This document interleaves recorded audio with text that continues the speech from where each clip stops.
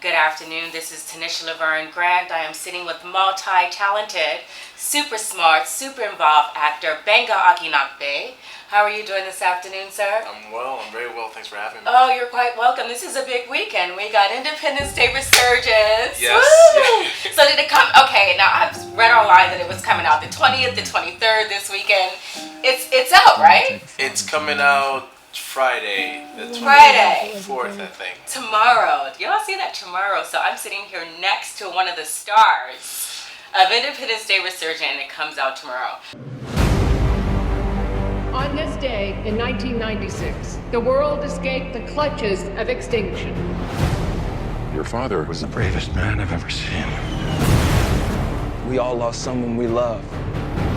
But in their sacrifice, we found the technology to build a stronger and safer Earth. Because our survival is only possible when we stand together.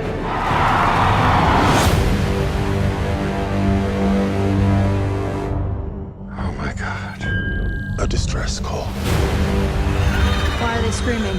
They're not screaming. They're celebrating. They're coming back. It has its own gravity. What goes up must come down. Well, before we talk about Independence Day, you know we have to talk about The Wire.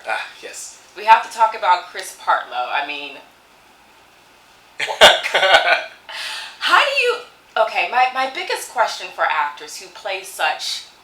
He's a sociopath. Yep. You know, and I've spoken with Forrest Whitaker about Idi Amin. How do you rinse yourself?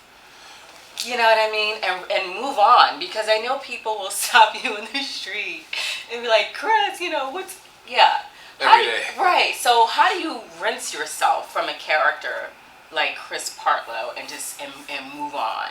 You know? I have to say, when I first started playing the role, it was more difficult than it became eventually. I just started acting and was still learning who I was as far as my craft. And Chris is a dark man, and he lives in a dark space. So after shooting, I'd find myself, still in that space. Not as much as when I was on set, but still just seeing the world in a very black and white space. And then I started to get better at leaving it on set. Okay. I started to get better at leaving it on set and being able to pick it up when I'm on set. It took a season of doing the show to get to that place, realizing that I can give my all there and leave it. So I don't know if a lot of people know that you're an activist. I mean, you're definitely involved in Black Lives Matter. I watched your TED Talk about like stop and frisk. I was just like, I don't even know where I want to start and like build with this gentleman. I mean, you've done so much. Talk to me about the inspiration for the TED Talk that you did a few years ago about like stop and frisk.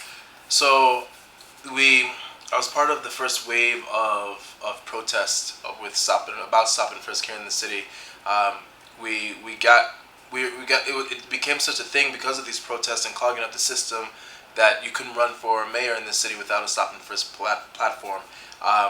Cornell West was part of that. Like there was a large number of people who took to the streets, and now afterwards everyone started talking about it, which is great.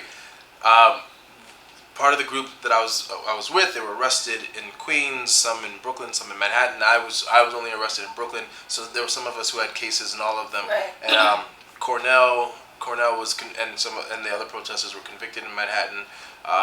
Some of the other ones were convicted in Queens.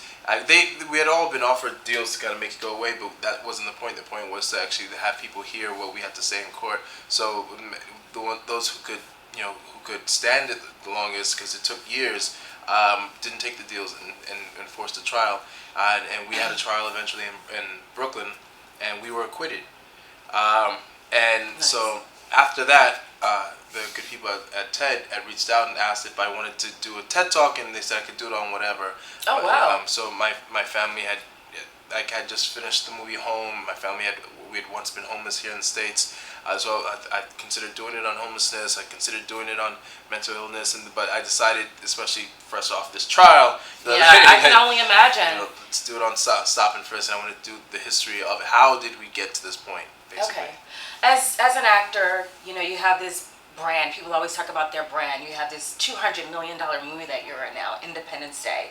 Do you ever fear that being too vocal about, black issues or world issues will compromise, your ability to stay, quote, Hollywood and to keep bringing in these kinds of blockbuster movies and being a part of that narrative? I don't, because I don't care. Cool. Like I don't. It's cool. Acting is what I do right now. But I don't care enough not to say what I've seen or what I've experienced. Wow. Can you just say that one more time? I don't worry about those things. I'm very fortunate that I get to make the movies that I get to make and the TV shows that I get to be a part of and so on. But I don't worry about losing that for being vocal, because I don't care. And why don't you care? I care. I don't care about losing it when it comes to keeping quiet, because I don't think I've lived these experiences, and I think that I'm going to paraphrase Martin Luther King poorly, but he said that the hottest places in hell are hell for those who did nothing when they saw injustice, when who did nothing when evil was winning. Ladies and gentlemen, there you go. Unstoppable, unmovable, unrepeatable, Gbenga Akinnagbe, who's going to blow up cinema this weekend with Independence Resurgence. I cannot wait to see, what's going to become of this for you. Continued blessings and success. Thank you very much. You're I appreciate quite welcome. that.